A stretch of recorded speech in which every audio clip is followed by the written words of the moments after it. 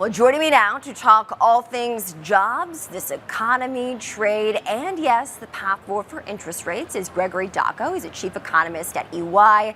And Gregory, let's start with the headline numbers today with this non-farm payrolls report, better than expected. What's behind that? Well, I think what we're seeing is essentially the economy as it could have been. We're seeing an economy that was experiencing a mild slowdown in terms of economic activity, but it was doing so from above potential growth towards potential growth. The economy was growing around 3% over the course of 23 and 2024. It was moving closer to a 2% pace of growth. And in terms of job growth, we were seeing essentially momentum gradually cool. Nothing alarming, but just a gradual cooling. We know that the tariffs started to bite in early to mid-April. That is when we're going to start to see the demand shock, the negative demand shock, affect both CapEx and hiring. And I would expect the May and June jobs report to show a much softer picture than what we had in April. We see the stock market rising in the wake of this news, Gregory, but we did get comments from executives of the biggest companies out there yesterday after the close, Amazon and Apple, noting the impact of tariffs, which you just alluded to. How do you quantify the impact on the economy?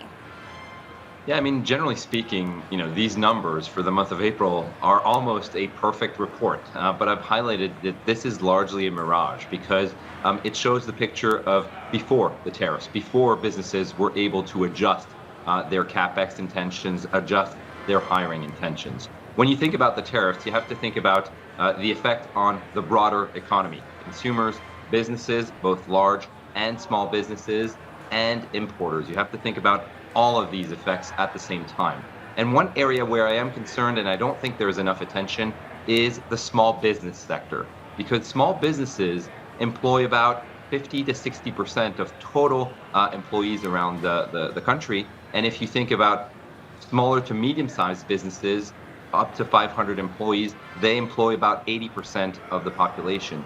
So those are more at risk because they have much less of a buffer in the face of these higher prices, these higher tariffs, and they could be subject to much more rapid decisions to lay off individuals in an effort to cut costs and try to survive in what is a very prohibitive environment when it comes to tariffs. Qualitatively, Gregory, can you paint the picture of what tariffs look like for businesses and consumers? Does it mean empty shelves? Is the expectation that we would see rapid layoffs? I think the real risk here is that the longer we see the environment where we have elevated tariff rates, and just as a reminder for everyone, we currently have an average U.S. tariff rate that's around 25%. That's the highest we've seen since 1909. So we are in an extremely high environment when it comes to tariffs. This is creating a lot of difficulties and having a global wave shock around the world when it comes to global shipping. We've already seen over the last couple of weeks that cargo volume coming from China into the U.S. is down about 40 to 45%. That will lead to disruptions in terms of the trucking industry, in terms of retail sales in the coming months. And the longer these tariffs last, the more likely you're going to see a demand cliff.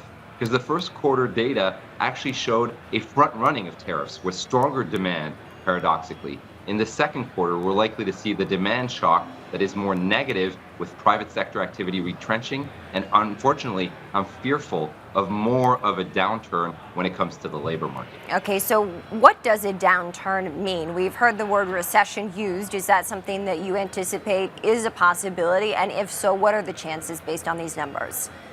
Yeah, we're on a razor-thin edge when it comes to recession odds. Our own odds are around 45%. We're not calling a recession yet over the next 12 months, but we note that the longer these tariffs remain in place, the more severe the shock is going to be in terms of policy uncertainty, in terms of financial market volatility, and importantly, in terms of inflation and demand destruction.